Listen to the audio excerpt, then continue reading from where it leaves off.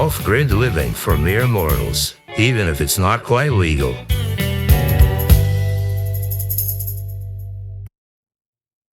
Good evening. Welcome to another edition of Offgrid Outlaw. Well, it's been a while, and there are a couple of reasons why I haven't been broadcasting. One of them is I was hospitalized for some surgery and needed some time to recover.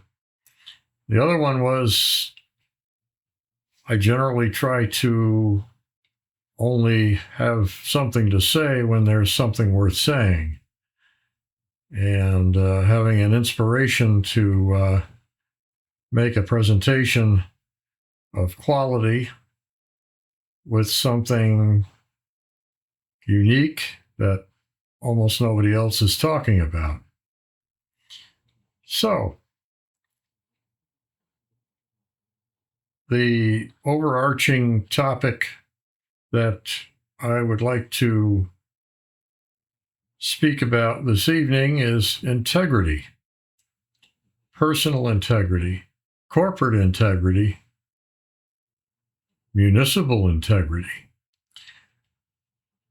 It's an element that's quite lacking in today's society, and it's going away at a rapid rate.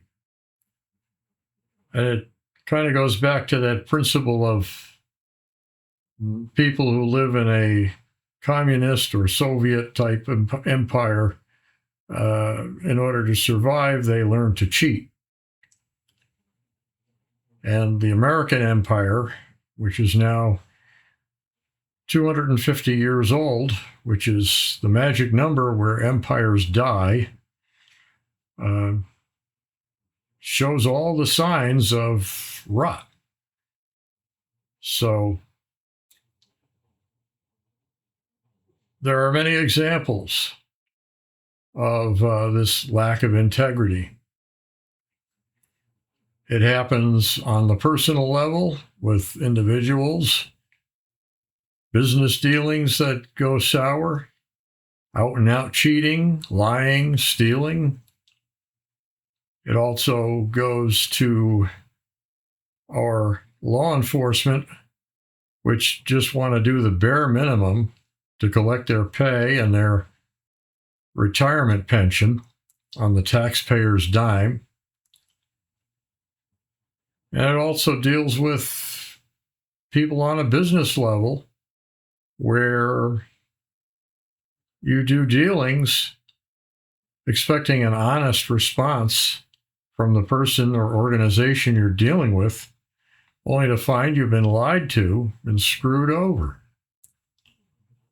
I've seen so many examples of this in recent years, and it's getting worse. Of course, one of the problems we have now is with the economy the way it is, people are getting more and more crafty. But it isn't just that. It's a total lack of morality. And it comes again under what I call socioeconomic entropy. Entropy, the concept that all systems, all energy systems eventually wind down. Think of the spinning top. It will spin for a certain amount of time until it runs out of energy, and then it falls over, and that's it. Well, the universe is probably like that based on currently known science. And I've found that it applies to the socioeconomic circle as well. People's morals eventually entropy and decay from generation to generation, because a lot of us are failing to teach our children what morality is about.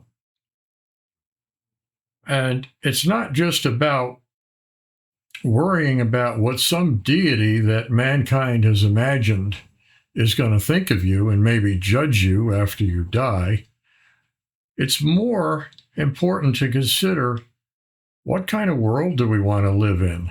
Do we want to live in a world where everybody cheats each other? Or do we want to live in a world where people have integrity and we can trust each other, at least enough to do honest business? That's the problem. And it's an important question that everybody needs to think about, and everybody needs to come up with an answer to. The reality is that we have segments of society that are on various strata. Down at the bottom, you have the urban hood rats who basically live like animals, lie, cheat, and steal, and that's what they're born into. Then you have the sort of lower middle class, the people that work every day for a living and get screwed by their local government and get screwed by the economy, get screwed by the fiat currency system, and finally get screwed by the tax known as inflation, which comes from monetary debasement. So there's a lot of these issues going on at these lower levels. Now, when you get up into the upper strata, the wealthy, the rich, and the powerful, that's a whole nother ballgame. That's a whole nother strategy of cheating and stealing. Because a lot of the elites, well, they're involved in planning world domination. A lot of them think that the world is overpopulated and want to get rid of us. So you've got that issue. And all around, these people seem to have no conscience. At least if they believed in a deity of some sort, maybe they might be a little bit more careful about planning the destruction of the world, as some of them seem to be doing. And of course, they're all busy building their bunkers now with all that money they pilfered from the middle class.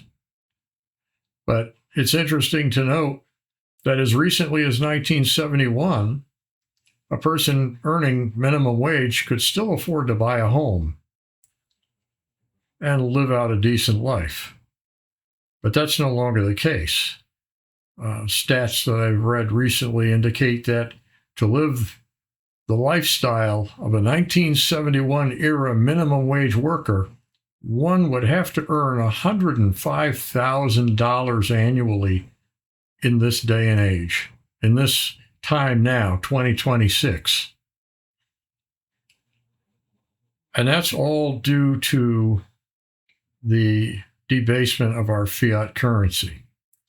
People just don't seem to realize it. And then there's the factor that the income taxes are taken out of their paycheck before they even see it. If people had to write a check to the IRS every week, they would be mad as heck. But because the money taken out, they don't even see it. They feel like there's nothing they can do about it. They grumble a little bit, but nothing ever happens. If people really knew how much money was stolen from them in terms of the loss of buying power, I think a large number of American citizens would storm the Federal Reserve building tomorrow morning and maybe try to burn the place to the ground, because that is the true enemy of the American public. That and the regime of treating us all like we are some kind of livestock to be exploited for the benefit of the wealthy elite. And that's unfortunately where we're at. A world with no integrity left. Now, I'm trying to figure a way to spin this in a positive light, because this is not good news. I guess the only positive message that I can give in this is that we all need to reflect on what kind of world we're going to leave to our children. And of course, those of us who don't have any children, well, why would you care, I suppose? But the rest of us who do have children, you've got to think about that. What kind of world do you want to live them? Do you want to leave them a world where they have to run to the bank every 2 hours and collect money in wheelbarrows to go buy a loaf of bread? Or do you want to leave them a world in which there's a stable money system, a stable government that isn't screwing people over? It's up to the people to make those decisions. 250 years ago, or thereabouts, a group of very brave individuals, also known as the founders of America, they made some very difficult decisions about what they had to do to free their country, which is now our inheritance, from the clutches of the British Crown and their 2% tax. Now, we've gone way past the 2% tax.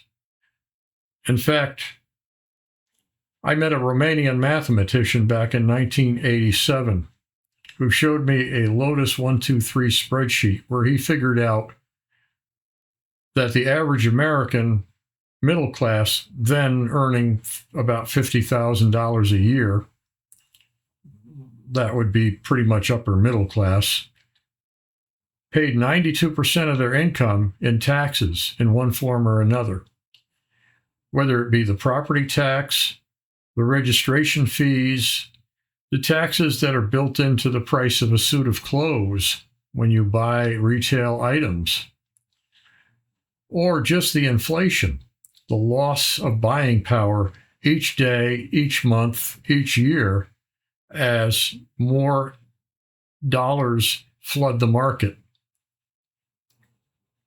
92% of the average American's wage went to taxes, hidden and visible, in 1987. And he had worked this all out and put it in a spreadsheet, and I was flabbergasted when I saw it. But then I soon realized why the guy working under the table making $8,000 a year was able to live about as well as the guy making 50 grand a year and paying all the taxes. Now it begins to make sense. What people have to do is think about the solution. We've exhausted voting. I don't think that works, especially since the system is rigged. And, we could do so much at local town hall meetings, although in a lot of parts of the country, if you get up and speak about a topic that they don't want to hear about, they deny you your time. And if you insist, then they have the police come and arrest you and remove you from the town hall. So in a lot of areas, we have run out of peaceful means of redress, which takes us back to the founding fathers and the Revolutionary War, which led to the Declaration of Independence. And in the Declaration, I believe it does say something about when times come in which a government becomes tyrannical, it is the duty of the people to alter or abolish it. So I'll leave you with those thoughts, and you can kind of let that simmer in the back of your mind as you go and pay your property tax bill this month, or as you go and try to figure out how you're going to finance your grocery bill. Anyway, I hope you all are healthy, well, and on the road to prosperity. And I'll see you all in the next one.